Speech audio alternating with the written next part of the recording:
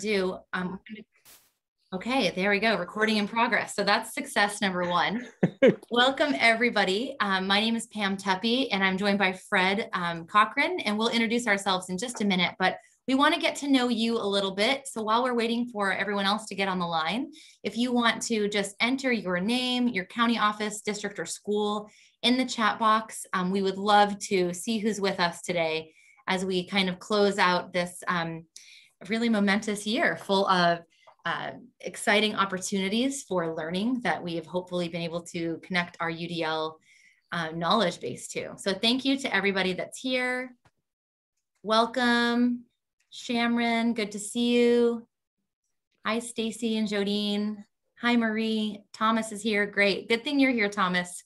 Yeah. Thomas is going to be one of our special guests today. So we're really excited to go ahead and hear from him as well as some of our other colleagues.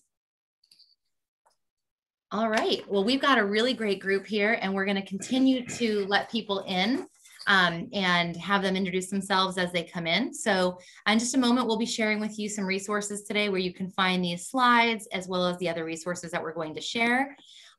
Really quickly, Fred and I are going to go ahead and introduce ourselves. I'm Pam Tuppy. I'm joined by my colleague, Rhonda Marriott. We're both facilitators from the Orange County Department of Education, and we are really excited to be here with you today. And we are joined by Fred. Hey everyone, Fred Cochran, San Joaquin County Office of Ed. It's just so exciting when we get to meet together. So I hope you enjoy today's training or session, I mean.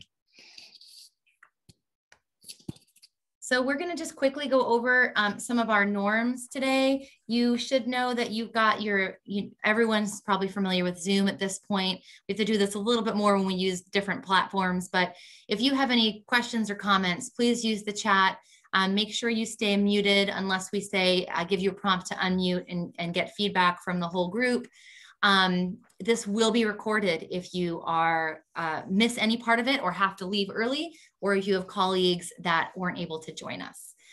Fred's going to take us through our resource our outcomes and our agenda, and then we'll show you where our folder is with all of the resource and documents we'll use. Right.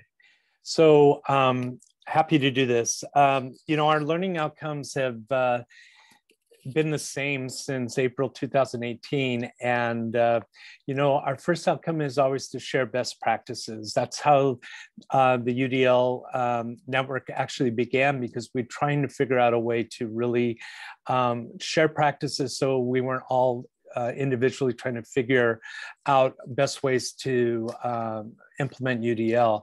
And then of course, the next outcome is to capitalize on the expertise from everyone, from all our participants, county offices, our friends at CDE, our teacher friends, everyone out there. We learn together. So it's wonderful to have you.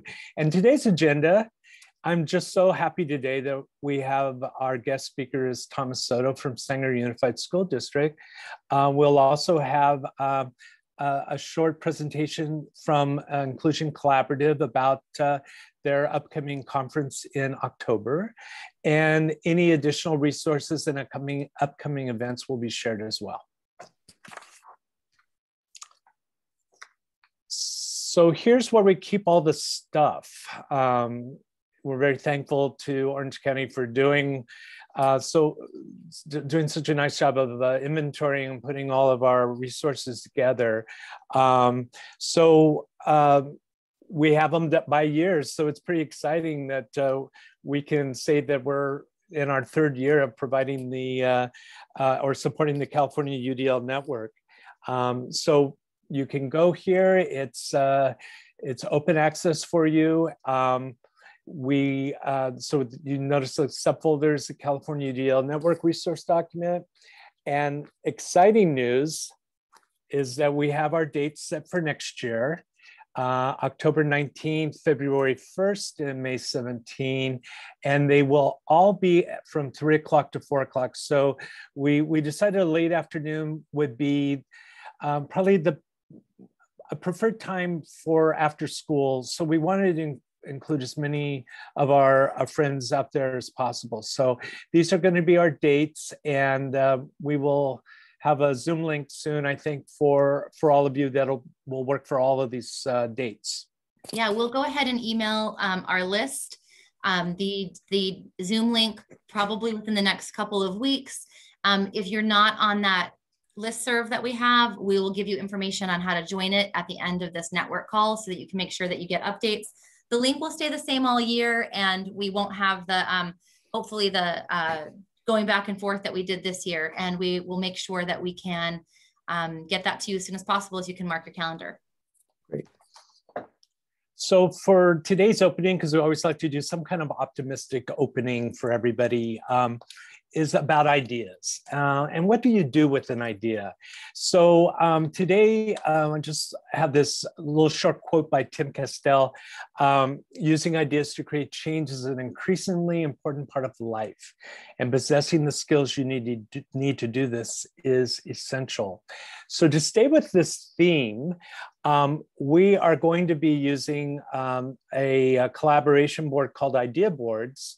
And Pam's going to click, and we're going to take you to a collaborative board. And it is my idea. What is your idea today? All you have to do is click the green plus and enter. You can enter up to 250 characters, I believe. But if you wish to do this today, but you may have an idea that is in your head and you may want to share it with us, or you may want to just document it. So Pam's doing that now. We're going to have the link in the chat for you so that you can populate this whenever you want to today, because your ideas may come in 10 minutes, 20 minutes, 30 minutes. But we'll be able to save this collaboration board and include it with our resources as well. So we wanted to get you acquainted with something new that we wanted to try as a collaboration board, and to get us all kind of feeling good about, ideas, because ideas make the world go around, right? And Rhonda has put the link to the idea boards in the chat. And also thank you to those of you that pointed out the typo in the link to the Google Drive. And thank you to Rhonda for correcting that and putting that link back in there. So if you want to go ahead and click on that idea boards link, you can go ahead and add any connections that you have throughout our work together over the next hour. Great. Okay. You want me to hang here for a minute, Fred, or should we move on to the next slide? I think we can move on to the next slide. I think we just keep it open for people who want to participate in this way. Absolutely. Perfect. Okay, great. Thank you so much. Okay. Well, it's with great pleasure today that I welcome Thomas Soto from Sanger Unified School District. Thomas has been in education for 18 years and served in the Sanger Unified School District his entire career. He currently serves as the Director of Educational Services for Sanger Unified School District. And prior to this position, he served as the Deputy Principal at Sanger High School, as well as a teacher coach at the site and district levels. He began his educational career as a high school English teacher, teaching a variety of courses and grade levels at Sanger High School. And before he begins, I just want to thank Thomas for sharing all the great things that Sanger School District has been doing in their implementation of UDL. So Thomas, I'm gonna turn it over to you and we'll navigate your slides for you. All righty, thank you. Welcome everyone. I, again, is Thomas Soto, Director of Educational Services, and I'm really excited about sharing some kind of our journey that Sanger Unified has taken. And I've been front and center with that journey from different lenses. And so what I'm going to do is I'm just going to give you some background information about Sanger Unified and kind of the context that MTSS and UDL kind of lived in the past and where it is now. So we can move on to the next slide, please. Oh, that's the very beginning slide. Let's move, advance 2 slides. Sanger Unified is a TK through 12th grade school district. We have about 2,000 or 12,000 students, and we're about 180 square miles. We have one comprehensive high school. We're in the process of actually breaking that up into 2 high schools in the next 2 years. We have one comprehensive middle school, 14 elementary schools, an alternative ed, charter, and adult school. Our background for our students is 66% socioeconomic disadvantage, 14% English learners, and 7% special education. The way that we are, or where we are located, we're actually inclining our enrollment. Student enrollment because of a lot of the houses that are being built in our area. So Fresno is the main town, but Sanger is on the outskirts, but it's being highly developed very quickly. So we do not have the issue of declining enrollment. Our enrollment is growing. So that's kind of a snapshot of where we are in Sanger Unified. What I'm going to do, go to the next slide. I'm going to go ahead and go over 4 different parts just to kind of allow you to see where we've come from and where we are currently in regards to MTSS and UDL. I'm going to very briefly go ahead and share with you GVC, and that's Sanger Unified's Guaranteed and Viable Curriculum, and kind of show you how we came to this curriculum that we are currently using today. We're also going to talk about guaranteed and viable instruction, as well as just kind of how the big picture kind of came together. So we're going to start off with part 1, which is MTSS and UDL. So if you talk to any person in Sanger Unified, whether it's classified or certificated, they would all be very familiar with our strategic plan. Our strategic plan is something that has not changed over the past couple of years. The mission of everybody in Sanger Unified is to increase student achievement. We're very proud of this mission, and our vision is something that guides a lot of what we do in our district. And that's all students will have the options to demonstrate what they learn and the opportunities to become successful and achieve their dreams. This vision was created, I would say about 7 or 8 years ago, and it has been something that's been a guiding light for our district. When we talk about LCAP, when we talk about spending, when we talk about achievement, we always go back to 3 different goals, and we ask principals to make sure that every decision they make is with these 3 goals in mind. So it should align to either raising all student achievement, closing the achievement gap, or ensuring a safe environment. We do have strategies that are at the heart, kind of the bread and butter of our district, and that is PLC, effective instruction, and MTSS. There are 2 initiatives that we carried on that we are not letting go of, and that's balanced literacy and college and career readiness. We believe in collaborative and inclusive culture. And every single year, our superintendents always have some type of belief statement that they use to guide that year. And there were 4 of belief statements that kind of stuck, and they ended up in our strategic plan. And that's hope is not a strategy. Don't blame the kids. It's all about student learning, and all children can and must learn. And so with this is one placard that has not changed. And this, even with COVID and the world falling down around us, we've stuck to what we know, and that's our strategic plan. So everything presented is aligned to our strategic plan here. Next. One of the things that guide us is PLCs and the questions that we have for PLCs. PLCs have actually been here for a very long time. And it is a PLC district through and through. We have PLCs at both the classified and certificated levels. Whereas before it was just, with teachers, we have PLCs for administrators, we have PLCs for admin assistants, we have PLCs for everything. We believe it. And our data, I feel, it kind of shows the collaborative culture that has been created over these past couple of years, just to make sure that we are all aligned with the goals of our strategic plan. So PLCs is one of the biggest pieces that I think has allowed Sanger Unified to achieve all the successes we've had over the past few years.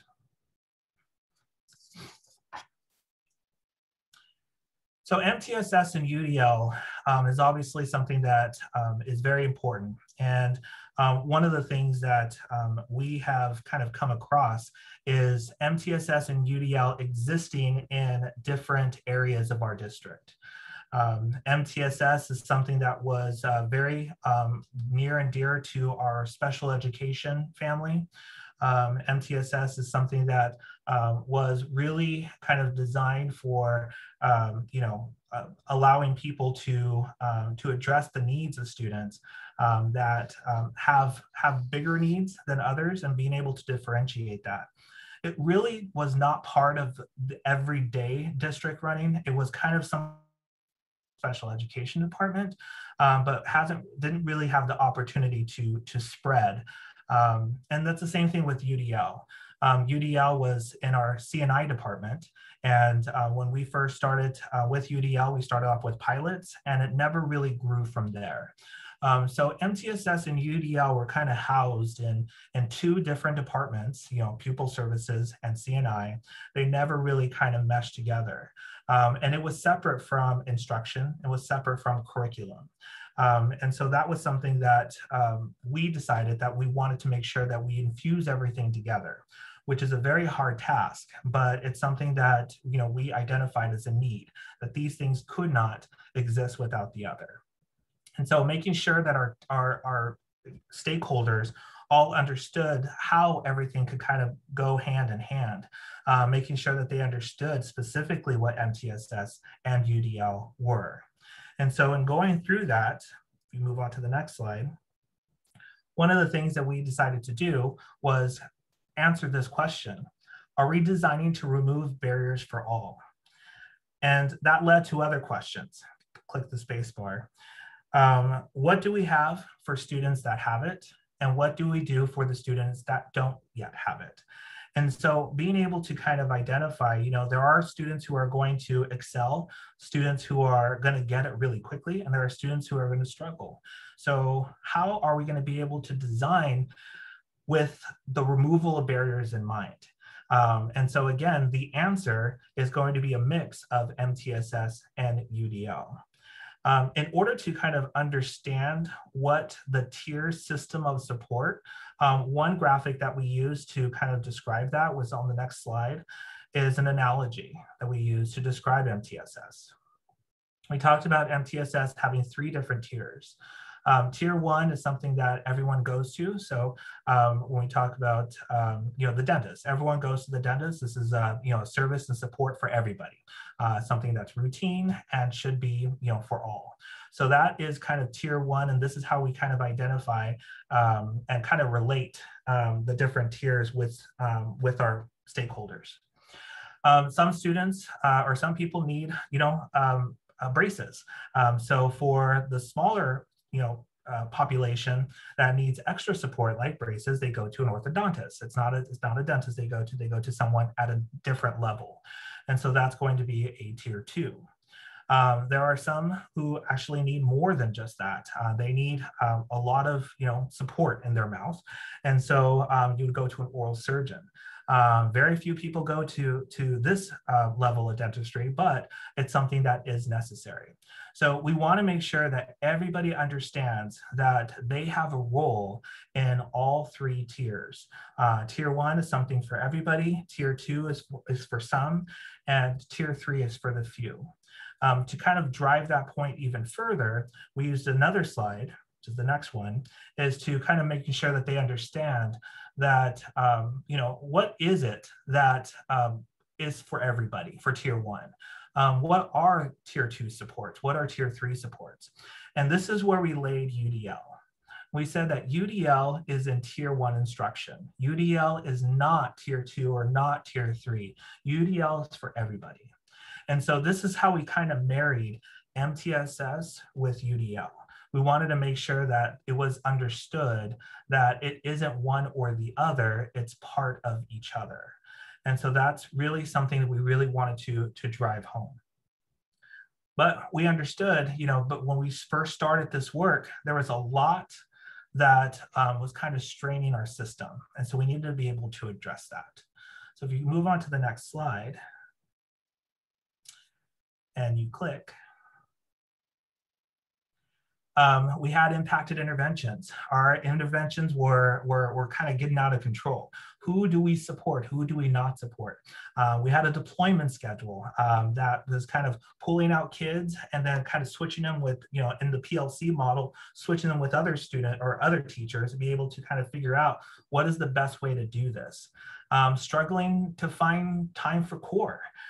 This was something that was definitely an issue that we had because the more interventions you put in, the more you take away from tier 1. We had drastic student performances in different tiers. We had some students who did really, really well and some that didn't. And so how do you kind of differentiate that? We had no time for common formative assessments. It was barely, enough time to kind of assess them, but going over to those questions of what do we do now that we know that this person did not get it, and what do we do for the ones that do get it? That next step was something that was really hard. And so in this model, students who learn differently were seen as a liability because they were going to drop my numbers. They were going to change my scores. So it was something that was extra. And we wanted to dispel that. We wanted to make sure that, providing support for, tier 1 instruction is not something extra that we're doing. It is something that is going to benefit all. And so that's when we kind of said MTSS is here to help with those interventions, but a solution for that is UDL. And so UDL is kind of what we decided to kind of introduce to our organization.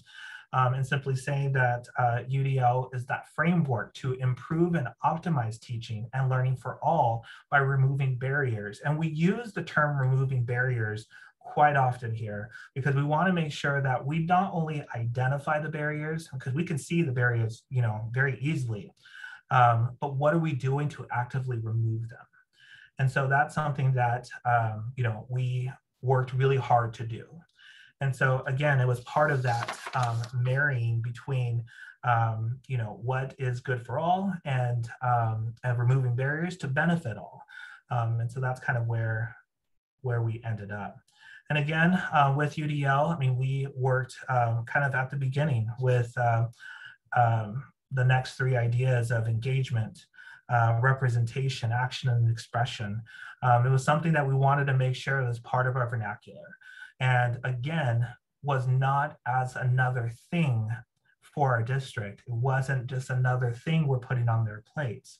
It was an answer to a problem that we all recognized. And being able to kind of see what that, what the tiers of support would be like. We wanted to make sure that we kept things in context.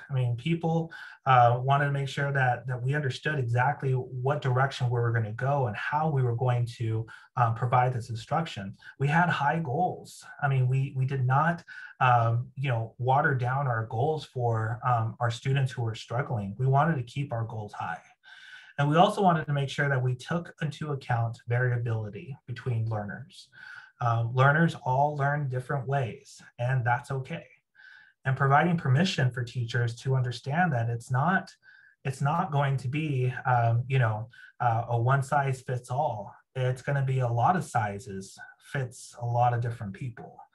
And so kind of having that message together, being able to kind of drive that message is something that we worked really, really hard to ensure that we were able to do. Another powerful image that we used in kind of the education of our district is this one here. In talking about intentional design, when we talk about intentional design to remove barriers and talking about a ramp, who uses a ramp? We talk about, disabled students who, who don't have use of their legs. We talk about, older people who are using a cane. You talk about, the choice of being able to use a ramp or use the actual steps, but everyone going in the same direction. I think that right there is kind of what we see as curriculum. Curriculum that's intentional, curriculum that is designed to go in the same direction, but just having different ways of getting there. And so this one really resonated with a lot of our teachers when we talked about curriculum and what it means to be kind of a true UDL teacher, removing those barriers and allowing for choice to end up in the same place. So that brings me over to the next part, which is our guaranteed and viable curriculum, but I just wanted to pause so I could drink some water really quick. But if there are any questions, I can answer a question as well. If you have a question, go ahead and pop that in the chat and we can let Thomas answer that, or let us know if it's going to be coming up soon in one of the other sections.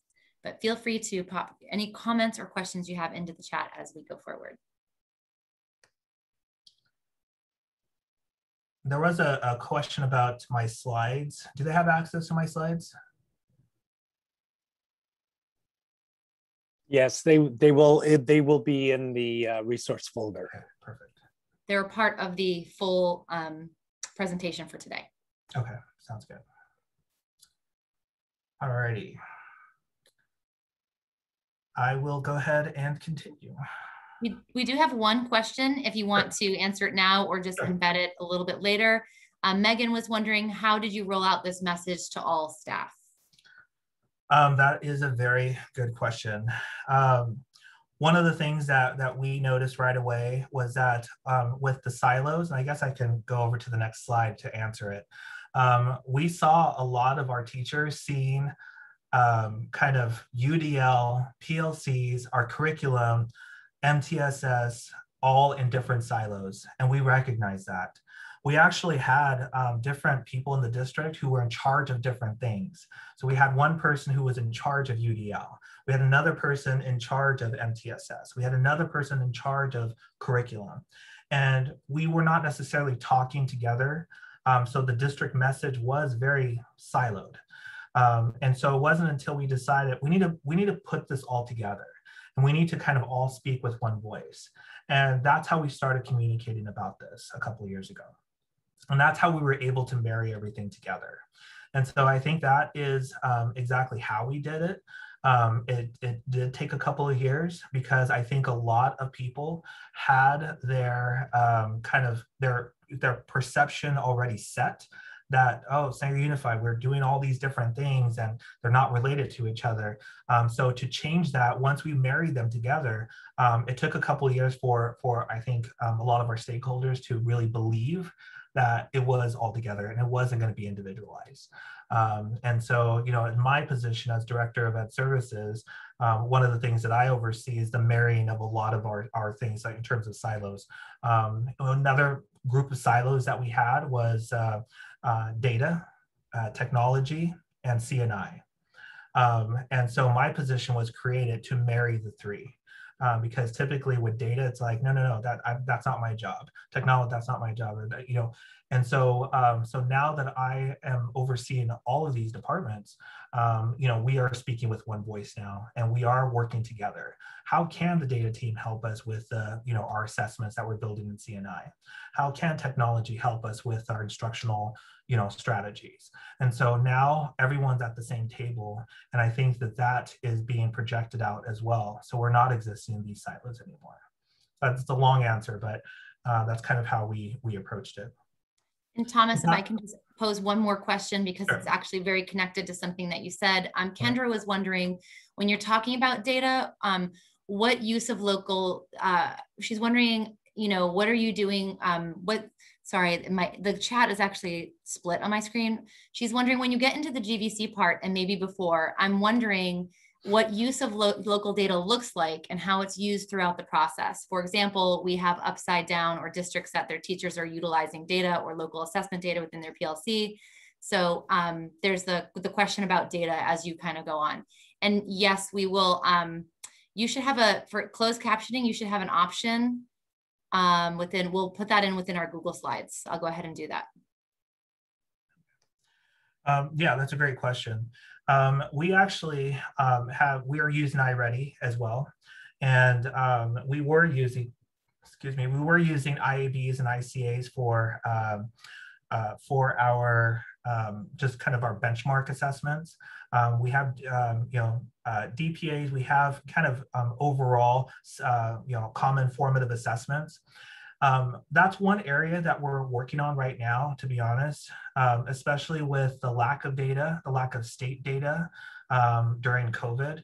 Our goal was to kind of establish what those data points are going to be and be able to kind of have something, that was going to be more regular. The iReady, we take the diagnostic 3 times a year, but we wanted something in between. So we're working on that right now. And with all of these ELO monies that are going out, our approach to that money is we are actually decentralizing that money. So we're actually giving the money to our school sites. They're putting together success plans. So whether that's hiring people or hiring or starting programs, they are going to have to provide us what the metrics are that are going to be used to measure their success. And our data team is going to be working with them hand in hand to ensure that if I'm a site principal and I purchase these 3 reading intervention teachers, and I tell you that these are the metrics I'm using, when I'm going to my data dashboard, I'm going to look at those metrics and I'm going to make sure that I'm holding myself accountable, but the district can hold me accountable for that as well. So data is still kind of a work in progress for us, but it's something that we're definitely keeping an eye on and working towards to kind of, especially in this era of no data with COVID. Moving on, this is one of the things that we noticed that we needed to do. We needed to all be sitting at the table together with UDL first in mind. We needed to leverage our PLC because that's something that has been working for us for so long, and being able to use our people who are the experts and using the collaborative process that PLCs allow us to do. That is how our GBC was born. And our GBC is called Guaranteed and Viable Curriculum. And what specifically is GBC? It's the next slide. So basically, we kind of used DeFore and Marzano to kind of establish the kind of where our term came from. One of the things that they talk about is a guaranteed curriculum is one that promises the community, the staff, and students that a student at a school will learn specific content regardless of the teacher whom he or she is assigned. So we wanted to make sure that our curriculum was guaranteed not only by the teacher at a school site, but at each school. So we wanted to make sure that all of our schools were on the same page as to what was important to teach and what wasn't as important to teach. And a viable curriculum is something that is realistic, something that's adequate, because we can say they need to learn all the standards. That's not something that we can actually do. So in order to make sure that we're able to have it realistic, we needed to make sure that it was also viable. And so that's something that we wanted to make sure that we put those 2 ideas together. It needs to be guaranteed and it needs to be realistic. And why? We wanted to increase coherence across the district. We have new teachers every single year, so we wanted to make sure that they understood what that GBC was. We wanted to make sure that teachers changing grade levels, changing grade from 2nd grade to 5th grade, it's a whole new set of standards. And even though they're kind of similar and kind of in the same vein, they are different. And so we wanted to make sure that we were able to kind of capture that. We wanted to ensure that all students have equitable access to the same emphasis of standards. And we wanted to make sure that all the time that was used to create this curriculum, we wanted to make sure that we provided more time for those enduring standards. So as a group, we decided to tap into our PLCs across the district, and we decided to bring them all together, and we tiered our Common Core standards. So if you go into the next slide, we put them into 3 different categories. We had enduring standards. So these were the high leverage. These were the ones that were essential, introduced early on and kind of cycled throughout, and given strong attention to. So we wanted to limit that to 8 to 10 standards by grade level. So we tiered all of our standards at every grade level for ELA and math. We had need to know standards, which were more medium leverage, important for understanding, but also spiral throughout. And then standards that were worth being familiar with. So not as heavily present on pacing or assessments, and can be embedded, or isolated in a few lessons. So every grade level at our district, we were able to put together a team from grade level teachers from different school sites, and we did the hard work of identifying what those standards were. We unpacked them.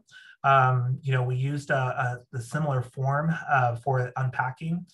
This was a long process, but the form basically broke down each of the standards. It identified potential assessments and evidence. We also put in UDL as a way of answering the PLC question of 3 and 4. What do we do when they don't understand it, and what do they do when they do understand it? So we use the PLC questions to kind of break down and unpack our GVC, or each of the standards during the GVC development. My other presentation, I go into detail with this, but in this abridged version, I just wanted to show you what the form looked like.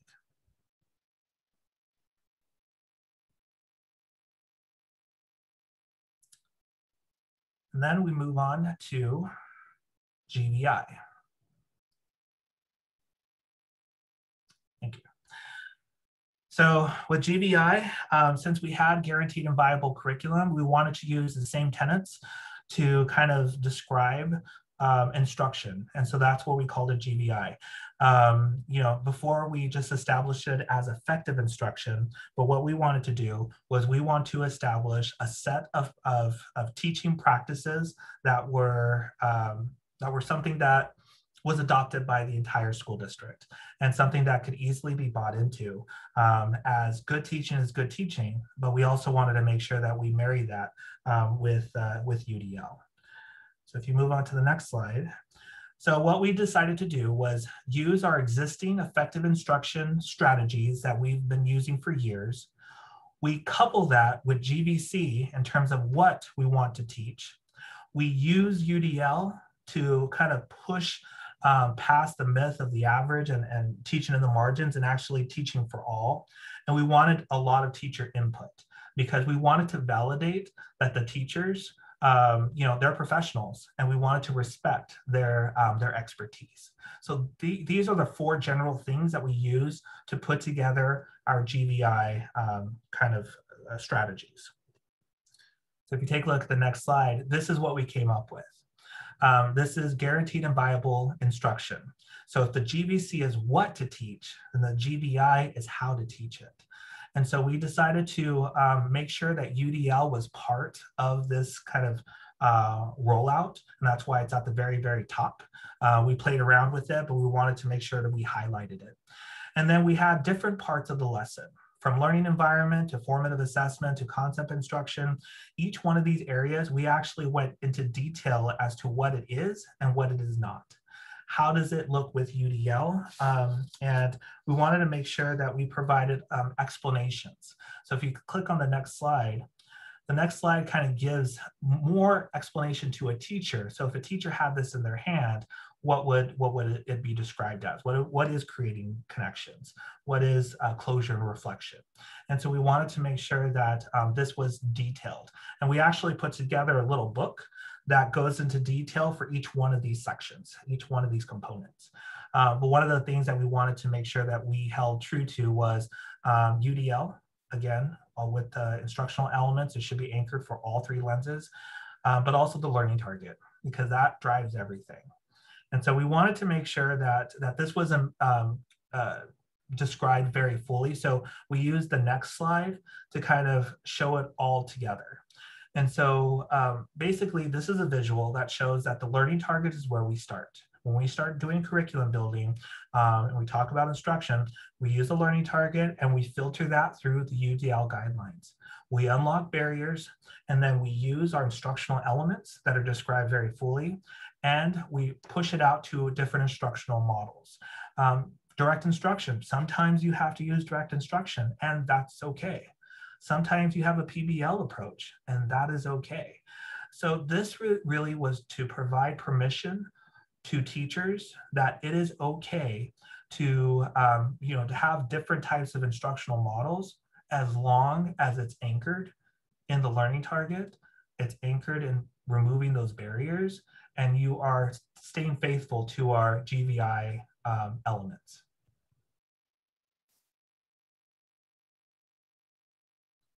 All of this, we actually have our GVC. We're still in the middle of unpacking standards. It's a team approach, but we have it on Sanger Learns access for anybody who wants to see it. And so if you go to sangerlearns.com, you'll be able to kind of see the resources that we have for GVC and GVI. We've had other districts ask, and so we wanted to have a place not only for our teachers, but also, you know, sharing is caring, and being able to share that with everyone.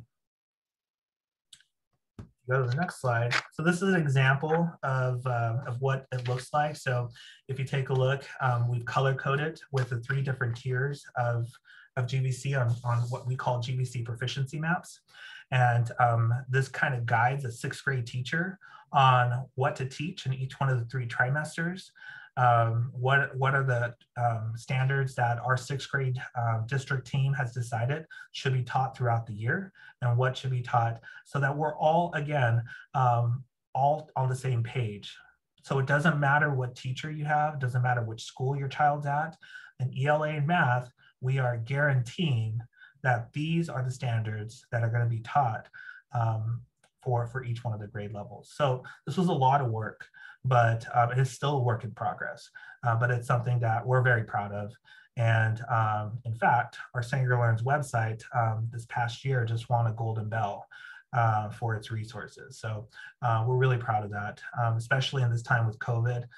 This was a huge, huge resource for our district and our teachers. So that is my presentation in a nutshell. Thomas, that was wonderful.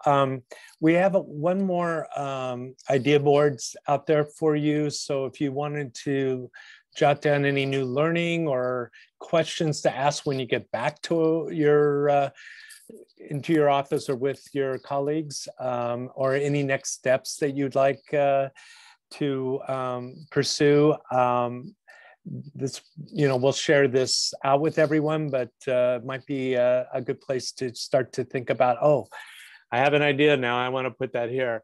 And then looking at the idea boards from before, I was watching these today, and some great thoughts, just a different way of collaborating. And, you know, you may want to try it. Idea boards is free. I discovered it at the UDL IRN Summit, and I thought, well, let's try this with the network. So anyway, thanks for populating that. There's some great ideas here, and I just love that. I think the one in the top says, I think that this year has given us lots of opportunities to remove barriers for students. And yes, indeed. Really good thought. The platform itself opened up to new ways of engaging our students, and I absolutely love that. I was one of the +1s on that, because you could just go on and agree if you'd like instead of posting. So anyway, thank you guys, and it's awesome. Okay. So Thomas, you answered some really great questions, and we hope you can stick around for the next 15 minutes just in case another question comes up. But absolutely a wonderful presentation, and very inspiring to see the hard work that Sanger has put forth, and the difference you're making in the lives of all of your learning community. That includes your teachers, your students, your families, the whole learning community. So again, we want to thank you for presenting today. There is one question that I wanted to just pull out of the chat while we had a minute. It was from, sorry, my chat is like really, really tiny on my new computer. There was a question about how long are your PLC cycles to unpack the GVC? And that came from Kendra. It's a yearly thing for us. And so pre-COVID, our plan was to do it in the spring, in April. So we always go back and kind of repaint the bridge to ensure that, you know, everything's good. So if you actually go onto our Sanger Learns website and go into the GVC, there are some that are really, you know, well, you know, done, and others that still need some time. And so it just really depends. And so we get teams every year so that we can go ahead and get the process going. So it's a never-ending process. Obviously, when we come back in person, that's one of the things that we plan to do is initiate another PLC cycle to impact more of our GVC standards.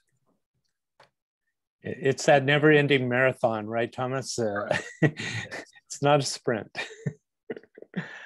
It's Wonderful. really, it's to see the little subtitles. I've never done this before with subtitles on while I'm talking. Yeah. And it's just like my auto text, it messes things up all the time. So. Oh yeah, I know. I noticed sangria for Sanger, and I thought that was an interesting translation. So I'll leave that. I'll leave that alone. Not perfect, but it's pretty close. It's pretty close. Yes, it is. Great. Our next thing we'd like to share with you is about the Inclusion Collaborative, who has their annual conference starting next October. Do we have anyone from the Inclusion Collaborative on the call? If we don't, I will share the slides. Okay. So unless you're muted, we can't hear you. So here we go, the 8th annual virtual conference, and it will be virtual this year, will take place October 20th and 21.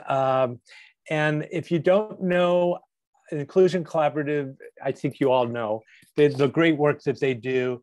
They're such a great resource for all of us. They are going to have two very famous, I think, keynotes.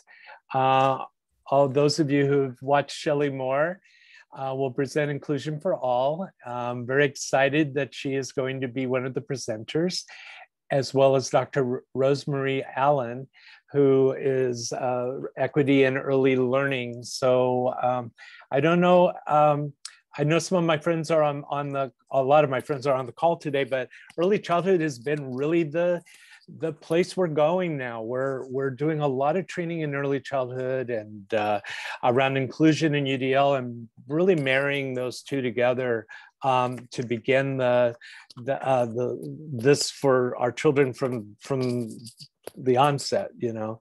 So the registration opens July 1st, and we do have a link for you to go to get more information. And I will tell you that this will be a wonderful event, as we know that Kathy Wall, who is the director, and Sung Park and Kelly Wiley are just amazing and very great partners in UDL with all of us. So anyway, I encourage you to attend. So I'm going to turn this over to Pam now to give us a few UDL updates for the coalition. Fred. Okay. So just really quickly, the coalition is still kind of in our formation stages. We're going to be meeting next month to just move some other pieces into place. And then next year, we'll have a lot more updates to share with you about our vision and the work that we're doing. But this year is just sort of right now our statement of purpose, where we're representing various stakeholders throughout the state in various different county offices and State Department, as well as having CAST as our national partners.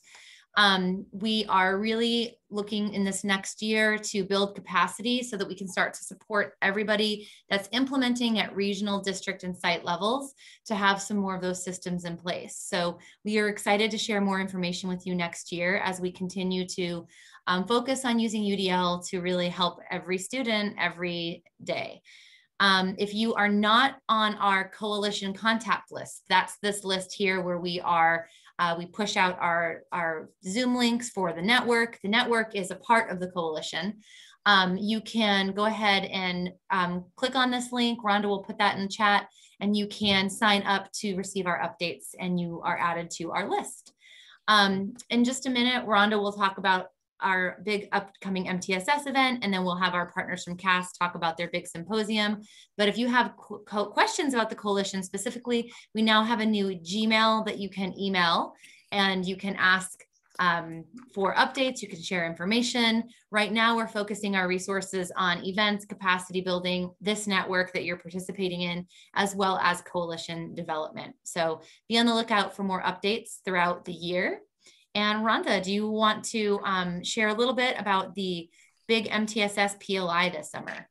Be happy to. Thank you, Pam. Yes, we are happy to announce that the California MTSS Professional Learning Institute is scheduled for this summer, July 20th through the 22nd, and it's an entirely virtual format. So you can access the registration. Registration is now open, linked right there on this slide. And I will also place it in the chat. As you know, the California MTSS PLI sessions are aligned to the CA MTSS framework, as well as the CCWG competencies. And we will have specific sessions in every block of time around universal design for learning. So just a couple of our featured speakers to mention and highlight: Katie Novak, Mirko Chardin, Jennifer Levine, and some additional colleagues from CAST as well. So we're excited. Registration's open now. Awesome. Thank you, Rhonda. And speaking of Jennifer Levine, Jennifer or Steve, do either of you guys want to talk about what's happening with CAST right now? I would be happy to. So I'm excited that I'm a featured speaker. That's pretty fun. So I'm just putting some information for you in the chat, but I wanted to let you know that a registration for CAST's 7th annual symposium is open. We would love to see you there. We have some awesome speakers, including Chris Emden, Luis Perez, and a whole panel of kids who will be students who will be speaking from Education Reimagined. And of course, as we do every year, David Rose will be speaking at the symposium. So I put in the chat, oh, I did that to Steve and not to everybody. Sorry about that. Let's try again. Here in the chat, you can click directly to get a link to learn more about the symposium and to register. And then you can go to the next slide. And I'm not sure how many of you have heard, but CAS is in the midst of what will probably be a 2 to 3 year process for updating the UDL guidelines. So those guidelines that I'm sure you guys are all incredibly used to looking at, with the 3 columns, the engagement, representation, and action and expression. And we're updating those looking at new research into the learning sciences, and also with more of a focus on equity. So if you are interested in contributing your voice to that conversation, this second link, the Collaborate with CAST that you see in the chat, I would love it if you click on there. We've already had several thousand people click on that link and contact us. So the more voices we hear, I think the better the update will be. And then finally, some shameless advertising.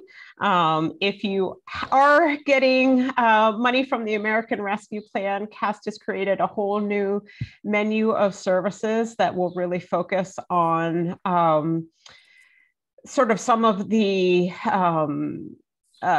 goals of the ARP funding. And we'd love to work with your district. If we're already working with you, we'd love to deepen the work that we're doing. Our slogan here is how you can use short-term funds to make long-term change. So feel free to reach out at ARP, American Rescue Plan, @cast.org. And Jennifer, is there an archive of the 1-hour webinar that you did a couple weeks ago that people might be able to access also? Yes, I will look for that and put it in the chat before we hang up. That was something they did a couple of weeks ago, just talking a little bit more about those menu of services. And there's a lot of really great opportunities to take advantage of some of this, this extra funding to really look at how to build your UDL infrastructure. So that's another great resource. So thank you for sharing all of that, Jennifer. Just kind of looked at the chat. It looks like we got all of the questions answered. And thank you to those of you that were commenting on Thomas's presentation as well. We are always looking for resources to share. So I wanted to just point out that we are really looking for ideas of what would support you next year when we're thinking about return to school, as our kids are coming back onto campuses more full time. We really want to make sure that we're meeting your needs. So please contact us, or you can even pop in the chat if you have specific areas of support or need, or things that you would like to see benefit you next year through this network. As Fred mentioned earlier, our next network meeting is going to be October 19th, which seems like a million years from now, but it's going to go quick. It's so crazy. We will be meeting from 3 to 4. And we are looking all the time for schools and districts that can share their journey with UDL. We're always looking for voices from the field. So please let us know if you have any interest in sharing your school or district or organization's journey, or if you have resources that you develop that you want to share across the state. And again, the contact list is there to get on our listserv if you are not already there. Fred or Rhonda, do either of you want to add anything? Just the last slide when it's time. I'm ready to present, but good. Let's take it away. So we have a couple of minutes. I just want to share, I don't know if you've ever seen the book, What Do You Do with an Idea? But we're kind of coming back around to that idea theme today. And a very close friend of mine who was my mentor when I was an EL teacher gave me this book. And it's just inspired me throughout my career as to what you do with an idea. And the very last page of this story, because I'm going to give it away if you haven't read it, is that, and then I realized what you do with an idea, you change the world. So all of our ideas are so important. We bring our ideas to the table to make a difference in everything we do. So I want to thank you. I know Pam wants to thank you as well, but I want to thank you for joining us today. I feel so inspired today. So just wonderful that you were able to spend time with us. I just echo that. Thank you so much for journeying us with this year. Thank you to our coalition members that were on the call today and everybody that's contributed. Have a great rest of your year as you close out your work with students while they're before the end of the year. And we will be in touch with our dates and the Zoom link for next year sometime in the coming weeks. So thank you again for being here. Stay safe. Bye, Fred. Bye-bye. It's great to see you and hear you. Good to see you. Yeah.